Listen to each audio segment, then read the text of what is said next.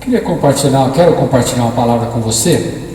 Abra sua Bíblia no livro de Romanos. Eu vou ser rápido, mas é algo que Deus colocou no meu coração nessa madrugada. E Deus sabe todas as coisas, né? A gente acha que sabe muita coisa, não sabe nada. Deus sabe tudo, e a gente precisa aprender a confiar e depender dele. Mas só que a gente precisa aprender a ter umas estratégias, né? E a palavra que eu quero falar hoje é sobre o inimigo. E a minha pergunta é essa. Na verdade, o tema que eu coloquei para essa palavra é detectando o meu maior inimigo. Mas a minha pergunta é essa: quem é o teu inimigo? Quem é o teu inimigo? Se você fosse me dar uma resposta agora, quem é o teu maior inimigo? Tem muita gente que já votou pelo diabo, né? Outro já votou pelo pecado. Pois é, eu quero que você descubra quem é teu maior inimigo hoje. Eu quero ler no capítulo 7 de Romanos, no versículo 24, uma declaração que o apóstolo Paulo faz neste versículo. Ele faz uma declaração surpreendente. Eu creio que você já ouviu falar de Paulo, né, o antigo Saulo, que perseguia a igreja do Senhor, né, que matava os crentes, achando que estava fazendo uma coisa boa para Deus. Ele se achava, né? E ele não ia aleatoriamente, não, ele ia debaixo de autoridade, ele ia documentado para fazer isso com o respaldo das autoridades de Jerusalém, da Judéia.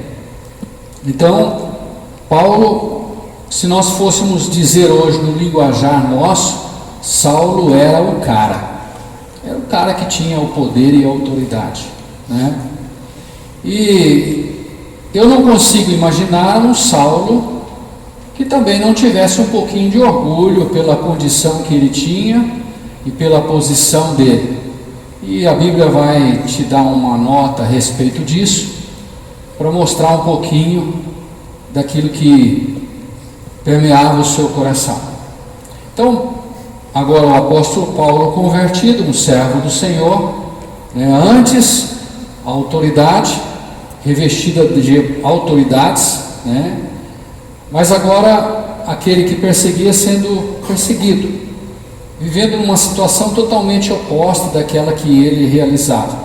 E ele faz uma declaração no versículo 24. Uma versão diz assim: desventurado homem que sou, quem me livrará do corpo desta morte? Outra versão, né, não tradução, mas versão diz assim: miserável homem que sou, quem me livrará do corpo desta morte? Essa declaração de condição que Paulo se coloca como um miserável. O que seria um miserável diante dos nossos olhos? Miserável é aquele que está por baixo de tudo, né? Aquele que não tem condições de nada, aquele que está jogado, desprezado, abandonado, sem condição alguma de uma restauração e de uma mudança de vida. Paulo fala dessa miséria humana, que ele se refere não a outros, mas ele se refere a ele mesmo. Este é o reconhecimento do apóstolo Paulo em relação à sua pessoa. Ninguém disse a ele, ninguém disse que ele era miserável. Até se dissesse pelo tempo que ele era Saulo, provavelmente iria ser apedrejado. Ninguém disse a ele. Ele chegou a essa conclusão. De que forma que ele chegou a essa conclusão? Quando ele olha para dentro de si, quando ele examina-se a si mesmo.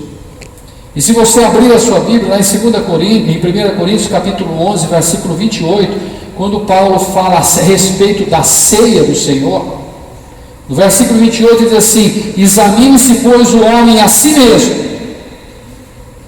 para que você possa beber deste pão, comer deste pão, né? E beber deste cálice. Examine-se, pois, o homem a si mesmo. Então, o apóstolo Paulo, ele nos ensina a olhar para dentro de nós, olhar para nós. E se nós voltarmos os olhos para nós, nós vamos enxergar coisas realmente terríveis e coisas que nós não gostaríamos de ver e muito menos gostaríamos que alguém dissesse a respeito de nós. E nós vamos chegar a uma conclusão que o maior inimigo nosso não é o diabo, não é o pecado, não é o vizinho, não é a esposa, não é o esposo, não é o pastor, né? Não é uma Cristo que eu falei de 10 anos aqui no Taquari e ela arrepiou. Não é ninguém. O maior inimigo meu sou eu mesmo. Sou eu mesmo. Eu preciso entender isso. Quando nós olhamos para o apóstolo Paulo, nós vemos evidência do manifestar de Deus. Nós vemos evidência do agir de Deus. O apóstolo que mais tem cartas escritas na Bíblia. Um homem que depois de morto a sua mensagem ainda fala. A mensagem de Paulo orienta, a mensagem de Paulo dirige, a mensagem de Paulo através do Espírito Santo, ela dá direções à nossa vida, ela restaura, ela levanta, ela corrige, ela exorta.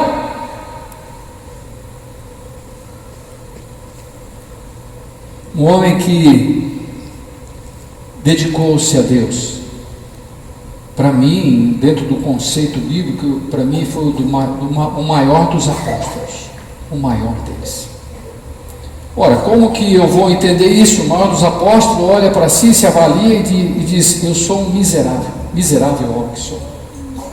Ele via a condição do que ele estava envolvido, e ele cita neste versículo, ele fala: quem me livrará do corpo desta morte? O que nos leva a uma condição de miséria é aquilo pelo qual onde nós estamos inseridos neste corpo. Este corpo que quer transgredir, este corpo que quer pecar, este corpo que quer desobedecer a Deus, este corpo que quer se afastar de Deus e me levar em separação ao Senhor e perder os privilégios que Deus tem para mim. Essa condição nossa, humana e carnal, é que nos leva a essa condição de miséria. E muitas vezes nós damos ênfase a isso. Nós fazemos de tudo para nos proteger, né? Olhamos e achamos culpa em todos, mas eu sou inocente.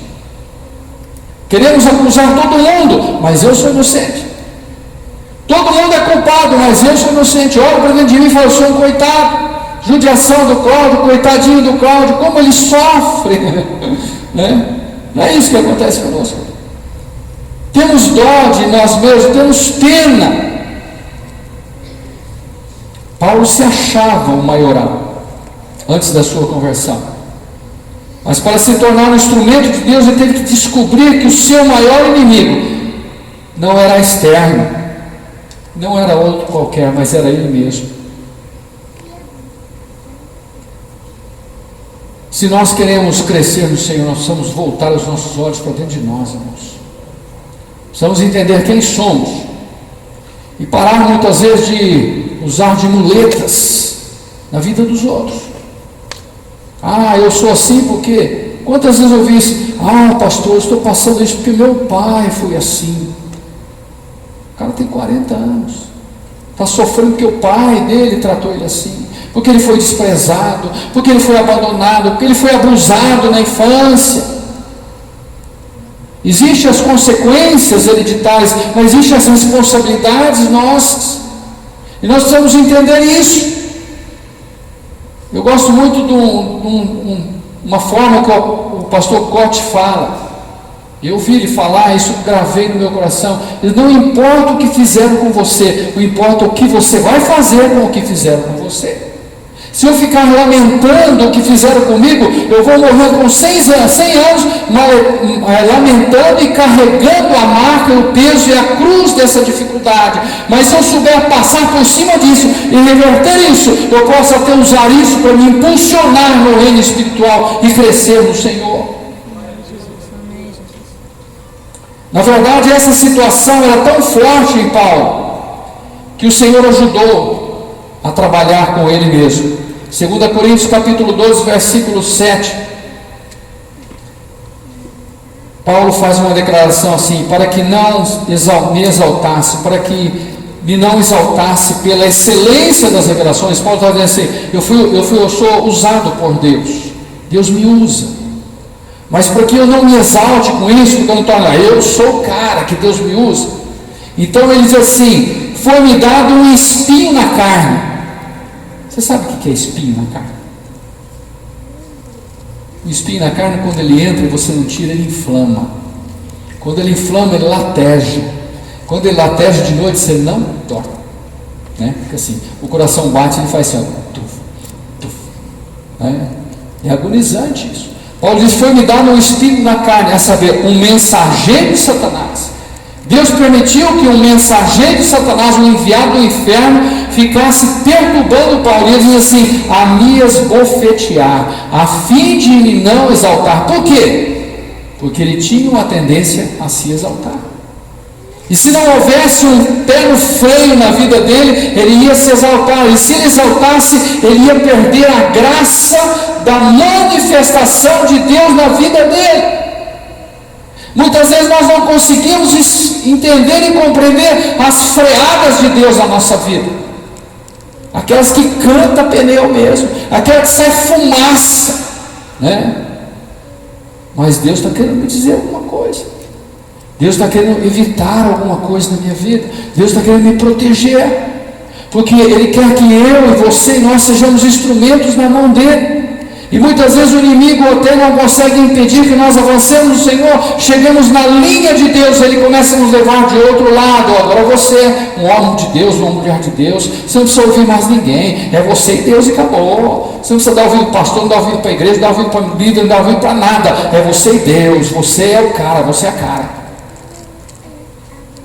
Leva ao orgulho espiritual.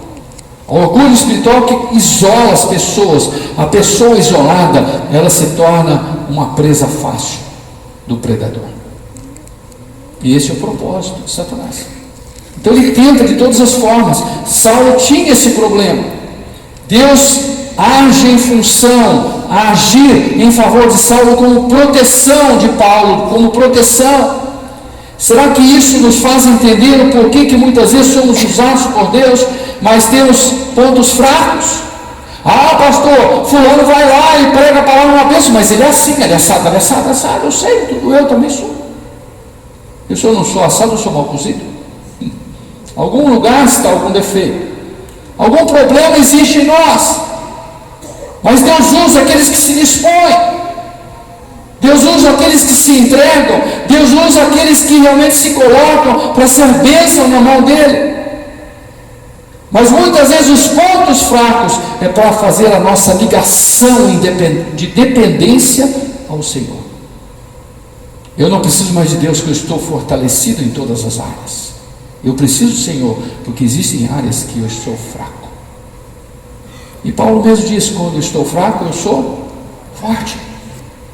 Por quê? Porque quando Deus fala a respeito deste espinho na carne, quando Paulo ora, e ele diz lá no texto, você vai ver, ele diz: eu orei por 3 vezes para Deus tirar, e Deus falou assim: a minha graça te basta. Você vai continuar com o espinho aí, porque é nessa tua fraqueza que este espinho provoca em você, é que o meu poder vai se aperfeiçoar. É na tua fraqueza que o poder de Deus se manifesta, é na tua fraqueza que o poder de Deus vem realmente acontecer, se manifestar, agir através da nossa vida. Deus não escolhe pessoas perfeitas, Deus escolhe pessoas disponíveis. E Deus trata aqueles a quem Ele chama, e aqueles a quem Ele se entrega a Ele. Deus usa quem Ele quer. Deus usa ímpio, Deus usa mula, Deus usa jumento, né? A Bíblia diz que Deus usou uma mula, a Bíblia diz que Deus usou um jumento. Sabe para quê? Para carregar Jesus. Legal isso? Você já carregou Jesus? Não tivemos o privilégio que o jumento teve, né? Mas quem Deus quer usar são os vasos. Os vasos que Ele quebra, faz de novo e faz para a honra e glória do nome dEle. Então nós precisamos entender isso. E quando nós descobrimos que eu sou o meu maior inimigo e tomo medidas sobre isso, meu êxito e a minha vitória fica mais próxima. Quando eu entendo que o problema da minha vida sou eu começo a focar no alvo certo. Eu não começo a gastar energias reclamando, arrumando argumentos, arrumando desculpas, arrumando justificativas. Mas eu me posiciono em olhar para dentro de mim, como Davi fez. Davi se preocupava com isso. Davi pedia para Deus sondar o coração dele. Davi pedia para Deus colocar ele em prova, para ele revelar quem ele era realmente, para que Deus pudesse tratar e curar, para que Deus pudesse realmente moldar. Então, quando eu entendo que eu sou o meu problema, aniquilo um sentimento demolidor dentro de mim, que é a autopiedade, ou autocomiseração, dó de si mesmo. Se existe um sentimento mais medíocre, pobre, miserável, é a autocomiseração, a pena de si mesmo. Gálatas capítulo 5, versículo 24 diz assim: e os que são de Cristo crucificam a carne com as suas paixões e concupiscências. Quem tem dó de si mesmo não se crucifica. Imagine eu, coitado de mim. Amém, os irmãos estão entendendo? Amém? Quando Jesus faz o chamado para os seus discípulos, ele deixa algo bem claro. Marcos capítulo 8, versículo 34. E ele vai direto à nossa condição problemática. Ele diz assim, quando ele chama, e chamando a si a multidão, com os seus discípulos, veja bem que ele não chama os seus discípulos apenas, ele chama a multidão, isto é, ele estende esse desafio para todos. E o que ele diz? Aquele texto que nós bem conhecemos: se alguém quiser vir após mim, o que faz? Negue-se a si mesmo. Tome a sua cruz, siga. Se alguém quer vir após mim, negue-se a si mesmo, tome a sua cruz e siga-me. O que Jesus quis dizer com vir após mim? Você consegue entender? O que Jesus quis dizer com isso? Quem vem após, a Bíblia diz que os apóstolos vieram após de Jesus. Quando Jesus fala, se alguém quiser vir após mim, Jesus está dizendo, se alguém quiser viver em autoridade no mundo de hoje, se alguém quiser professar a fé em mim e viver conforme eu quero, se alguém quiser ter poder sobre o pecado, se alguém quiser ter autoridade no meu nome, a ponto de impor as mãos sobre os enfermos e os curar, porque são sinais que seguem os que creem, que vêm após o Senhor, vão expulsar demônios, vão gerar libertação, vão gerar transformação, a começar em si, a alcançar os outros. Se alguém quer vir após mim, se alguém quer trazer o meu reflexo durante o seu tempo de vida, se alguém quer ser reflexo da glória de Deus, começa onde? Negue-se a si mesmo. Começa exatamente por aí, pela condição de negar a si mesmo. O que quer dizer negar a si mesmo? Dizer não para si. Dizer não para si. Dizer não à autopiedade. Dizer não à autojustificação. Dizer não a autos desculpas. Dizer não a transferir culpas. Dizer não ao deixar de assumir responsabilidade. Quando Jesus diz, tome a tua cruz, ele está falando de morte, crucificação, matar o meu eu, matar a minha carne. Ele está falando em uma condição espiritual, uma condição moral, e ele fala de uma condição física, seguindo. Nós vamos alcançar essa ação de Cristo nas nossas três áreas de vida, nas nossas três formas de ser humano: corpo, alma e espírito.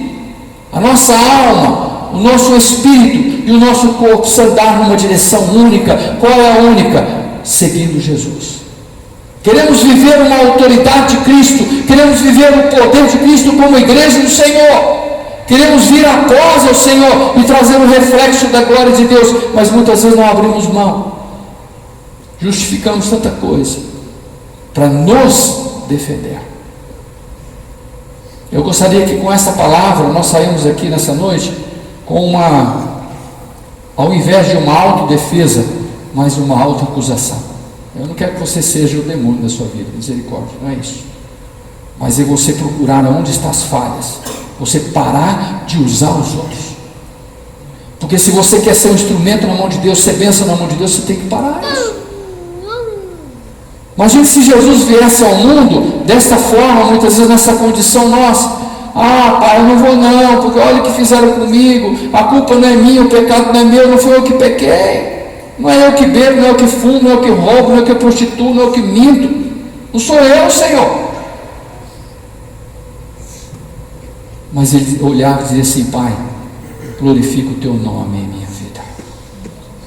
Essa deve ser a nossa condição. Pai, glorifica o teu nome em minha vida, que eu possa ser um instrumento de bênção na vida que estão à minha volta, que eu possa ser um reflexo do Senhor em volta daqueles para a vida daqueles que me rodeiam, que eu possa ser usado, ó Pai, para transformar vidas, para moldar vidas, para mudar vidas. Mas para isso nós precisamos olhar e entender quem é meu maior inimigo. Você sabe por que existe jejum? É para você dizer para o teu inimigo quem manda. Você não vai comer, cara. E aí? Eu não vou deixar. Eu estou com fome, mas não vai comer. Ó, sente o cheiro. Não vai comer. Está sentindo? Tá bom? Tá com vontade? Tá. Ele não vai comer. Né? E jejum não é só comida, não. Né? Jejum é de falar mal dos outros. Né? Jejum é de criticar. Né? Jejum é de murmurar. Né? Cai a pedra no dedão, glória a Deus. Aleluia. Senhor, muito obrigado, porque eu tenho um dedo para cair pedra. Imagina se eu não tivesse. Né? Bate a cabeça, obrigado, Senhor, porque eu tenho uma cabeça. Né? Então, nós vamos mudar essa condição nossa, essa forma de olhar para nós e sentirmos uns coitadinhos. Né? Jesus não fala em relação aos outros, mas ele fala em relação a mim. Se alguém quer vir após mim, ele quer, Senhor, eu não estou perguntando de você. A decisão é nossa, é pessoal. Porque na hora de ser abençoado, eu quero, Senhor. Mas na hora de ser enviado, Ele quer, Senhor. Eis-me aqui, envia a irmã ali. Não foi assim que Isaías disse, né? Quando eu entendo isso e passo a focar em mim como problema maior em minha vida, e busco soluções para isso, eu vou ter resultados surpreendentes. Tiago capítulo 4, eu vou encerrar com esses dois versículos. Versículo 10, são versículos quase idênticos. Tiago diz assim: humilhai-vos perante o Senhor e Ele vos exaltará. Você sabe que a chave nossa para o relacionamento de Deus com Deus é a humildade. Humildade. Muitas vezes a gente quer que as pessoas sejam humildes conosco, mas nós não somos humildes. Você já parou para pensar o numeral que existe no meio dessa palavra? Existe um numeral no meio dessa palavra, não tem? Tem? Fala humildade, que número que dá aí? 1000. Pois é, 1000 vezes humilde. 1000 vezes humilde. Ser humilde. Essa é a chave do nosso relacionamento entre nós. Eu pergunto para você: você tem prazer de estar perto de pessoa arrogante, orgulhosa? Seja sincero, tem prazer? Não dá prazer. Pessoa arrogante, orgulhosa, ele acaba ficando sozinho. Mas é gostoso estar perto de pessoas humildes, não é? As pessoas também têm prazer de estar perto de nós quando nós somos humildes. Quando nós realmente nos humilhamos, e a palavra de Deus diz que quando nós humilhamos debaixo da mão de Deus, isto é, reconhecendo o que Deus tem para nós, o que Deus quer de nós, Ele nos exalta. Ele nos exalta. E a exaltação de Deus na condição de humildade nossa é tão gostosa, tão gloriosa, que a gente nem sente ser exaltado. E quando você percebe, você fica constrangido. Fica constrangido. E 1 Pedro 5,6, Pedro diz assim: humilhar-vos, pois, debaixo da potente mão de Deus, para que em seu tempo, não em seu tempo, o tempo de Deus, Ele vos exalte. Não sou eu que me exalto, não é você que se exalta, mas é Deus que exalta. E quando Deus exalta, não é pecado. Mas quando eu me exalto, eu sou tido por Deus como arrogante, soberbo, E a palavra em Tiago mesmo diz que Deus resiste ao soberbo, mas dá graça ao humilde. Deus dá graça ao humilde. Deus tem prazer na humildade. E quando eu olho para mim e reconheço o meu estado, primeira atitude minha, eu busco recurso em Deus. É uma atitude de humildade. Reconhecer o meu estado é atitude de humildade. Me posicionar diante de Deus e entender que eu preciso de ajuda de Deus é atitude de humildade. Quem é arrogante fala, eu não preciso de Deus. Eu não preciso de Deus. Quem é teu verdadeiro inimigo? Eu. O que você vai fazer com esse inimigo? Lá no tempo de Jesus, os inimigos, eles crucificavam. Crucifica esse teu inimigo aí. Crucifica ele. Crucifica ele na cruz com Jesus. Você vai ficar aí pregadinho na cruz. Aí quando ele quiser descer de lá, você vai lá e bate mão para ele. Fica aí na cruz aí. Cruz significa morte para o nosso eu, para a nossa vontade. E liberdade para o Senhor agir. Não poderão dois comandarem o mesmo reino, assim não poderá um servir a dois senhores. É o que a palavra de Deus diz, o que Jesus realmente mostra para nós. Ou eu comando a minha vida, ou Jesus se torna o Senhor da minha vida. Amém? Você entendeu? Então comece a visualizar diferente hoje. E eu acho até interessante, às vezes eu acho que eu estou ficando meio maluco, irmãos. Às vezes acontece alguma coisa meio desastrosa comigo, eu falo, bem feito, tomou na cabeça, eu achei que foi papo. Parece que existe duas pessoas em mim, e eu fico muitas vezes pisando nessa. Você quer fazer isso? Você não vai. Não vai. Então assim, é que eu não falo alto. Se eu ficar falando alto isso aí, eu falo assim, meu Deus, precisa internar, pastor. Se eu chamar a camisa de força, internar. Mas eu sei o que está acontecendo. É o homem espiritual lutando contra o homem carnal. O homem espiritual quer servir a Deus, o carnal quer servir o pecado. E eu tenho que fortalecer o meu espírito para que eu tenha domínio sobre a minha carne. Então eu olho para a minha carne como realmente o meu autêntico inimigo. Então ninguém nessa terra tem culpa, o culpado sou eu. O problema não é Bolsonaro, o problema não é Lula, fui eu extremo agora, meu Deus. O problema não é isso, o problema sou eu sou o problema. Amém? Curva sua cabeça, feche seus olhos.